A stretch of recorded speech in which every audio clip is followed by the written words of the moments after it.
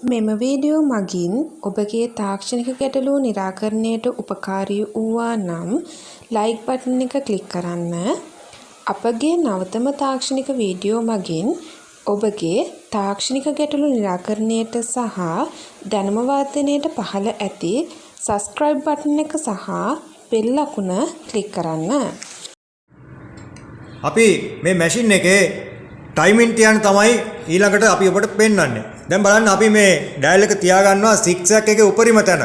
උපරිම තැන තියලා අපි නීඩල් එක සම්පූර්ණයෙන්ම පාතට ගෙනවා මේ නීඩල් බාර් එක. ගෙනල්ලා ඔබට බලන්න පුළුවන් සම්පූර්ණ පාතට ගෙනල්ලා මේකෙන් අපි දකුණු පැත්තෙන් තමයි මේක දැන් පාතට මම දැන් නැවත මේක උඩට ගන්නවා. හේතුව තමයි මේක අනිවාර්යෙන් ටයිමින් තියන්න ඕනේ වම් පැත්තට නීඩල් බාර් එක ගෙනිහිල්ලා. නීඩල් එක සම්පූර්ණයෙන් වම් පැත්තෙන් තමයි පාතට ගන්න ටයිමින් තියද්දි වම් පසින් තමයි අපි මේකේ ටයිමින් එක බලන්නේ. බලන්න දැන් ඔබට පේනවා නීඩල් එක පාත් වල උඩට එද්දී රොටේටින් හුක් එකේ පොයින්ට් එකට මිලිමීටරයක් උඩින් තමයි ඔබට දැන් දකින්න පුළුවන් නිවැරදිම ලෙස පොයින්ට් එකට මිලිමීටරයක් උඩින්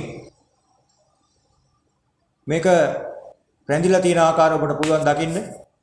මේ තමයි නිවැරදි ටයිමින්. මේක වරදක් තිබේ නම් මේක නිවැරදි කරගන්නේ කොහොමද කියලා අපි ඔබට පෙන්නන්නම්.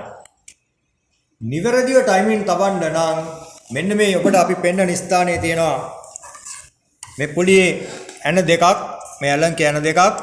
මේ ඇන දෙක බුරුල් කරලා අවශ්‍ය ප්‍රමාණයට ඔබට නැවත මේක ටයිමින් තියලා සකස් කරගන්න පුළුවන්. මේ ස්ථානෙන් තමයි ඒක අපි නිවැරදි කරගන්න පුළුවන්කම තියෙන්නේ.